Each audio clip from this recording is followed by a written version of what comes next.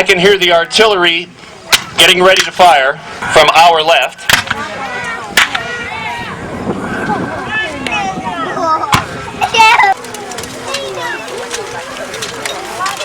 I expect their advantage on your opponent is to take their flank, is to take one of the ends of their line and take control of it. And that's essentially farther out on the flank. They're charging each other. That's the way Hollywood represents it.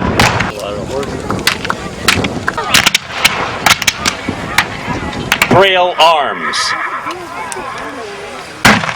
That tells them what to do and how to carry their weapon.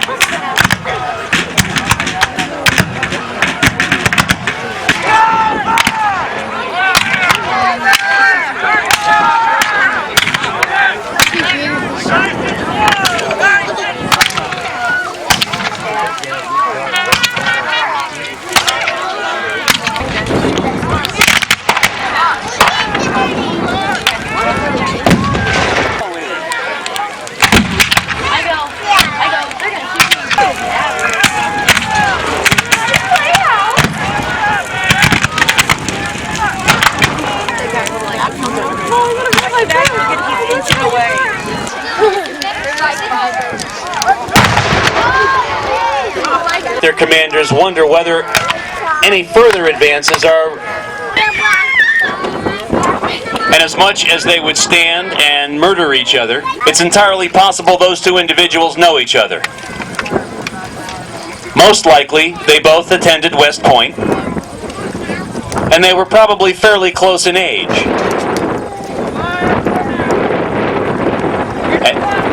And they have called for a ceasefire for an hour. The purpose of that is...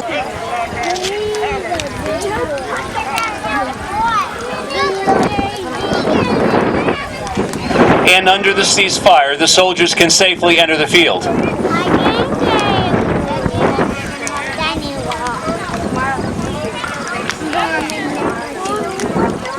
So while they have declared a temporary ceasefire and are removing the wounded, there are troops in the trenches.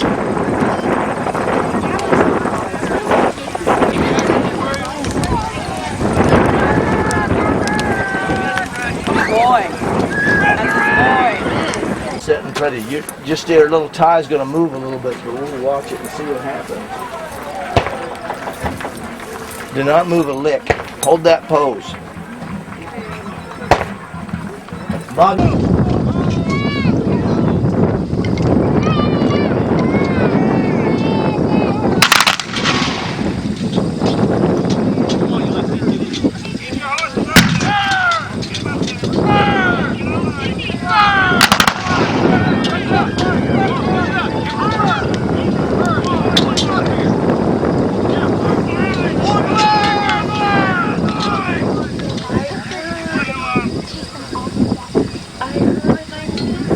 Attempt to hold a position that the infantry can then come and occupy.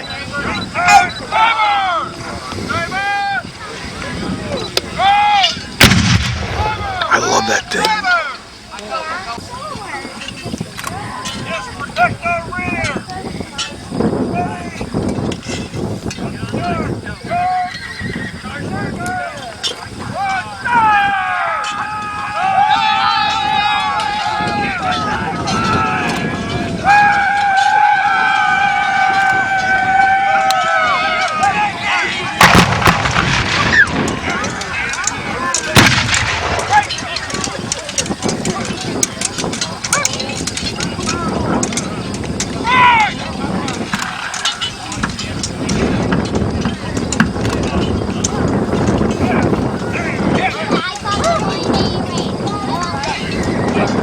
And very typically, some forces are held in reserve.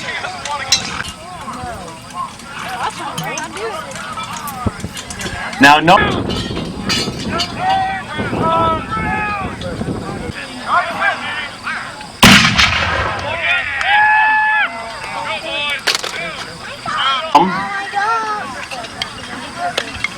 And once on the field, they will deploy.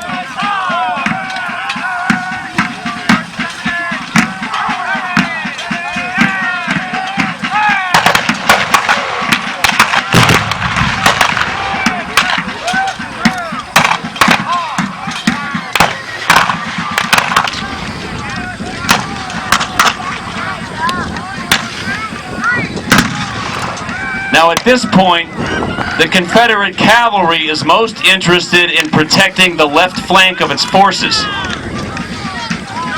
The Union infantry would like to flank them, would like to get around the side of them so they could come in behind the infantry to deny the flank to their opponent.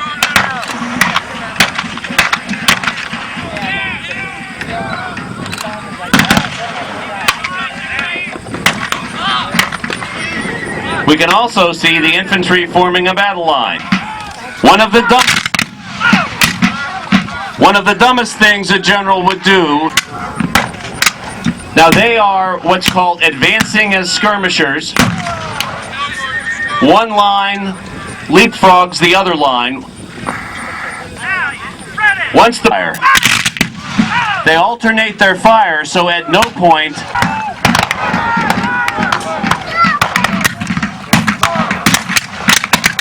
and off to the right we see the Confederate cavalry moving on the artillery of the Federal.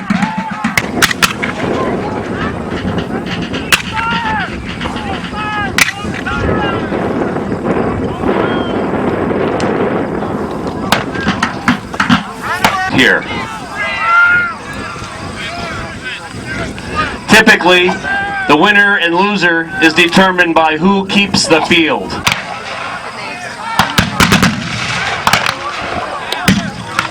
And we see the mistake of splitting your forces and sending them in one wave at a time being repeated.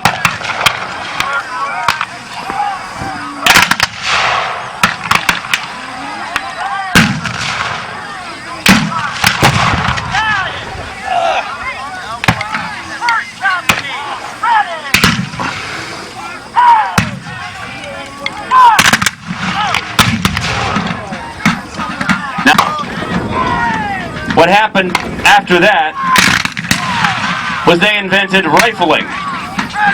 And suddenly, tactics that were meant for inaccuracy at 100 yards, they were fighting with weapons that had accuracy to 300 yards.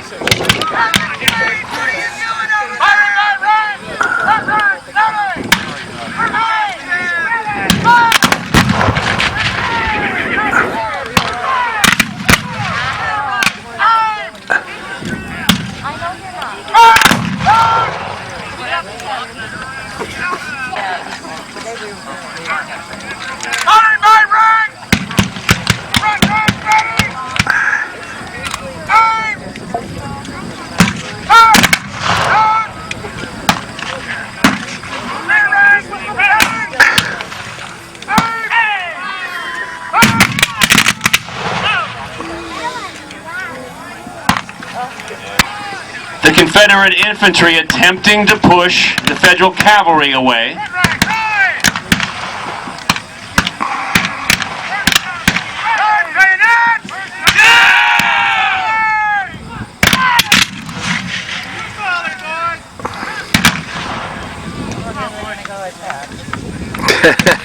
This kid.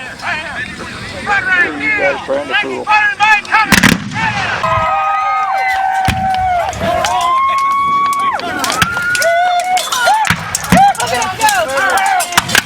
Be careful. Jeez.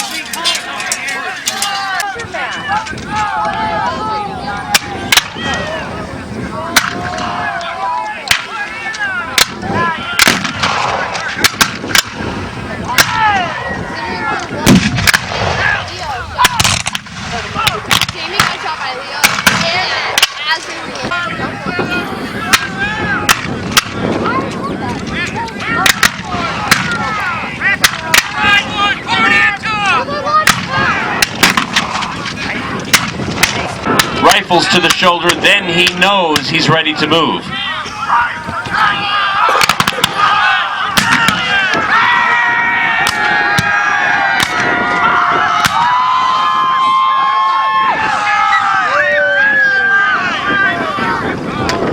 Now it seems as though the Federal infantry has expressed a preference for their position in the trenches.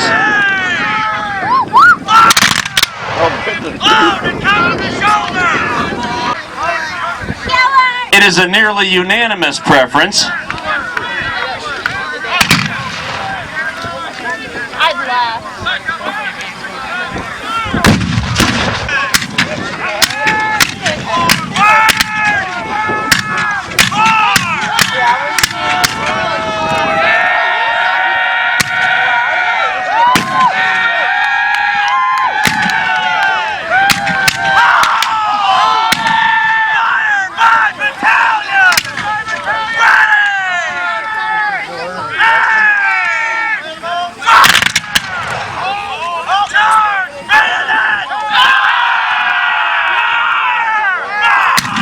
Now, charge bayonets was the command. That would be a profoundly threatening order to the men in the trenches.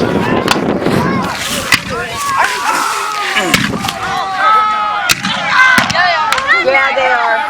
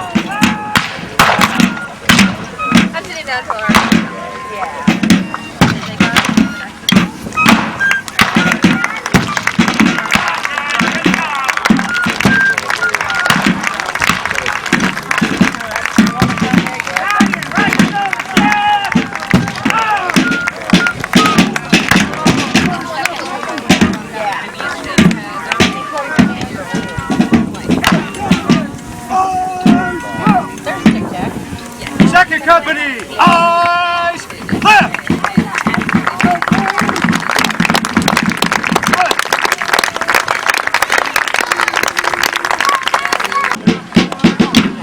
Now, if you enjoy this, let me tell you, on Fridays, as you heard earlier, we have a day, all day, for students to come on the field. We had many hundreds here this Friday. And we do this every year. Every year, each battle is different. How many reenactors this year? Count them. I have no idea. The question was, how many reenactors? I don't know. I haven't counted them. 7.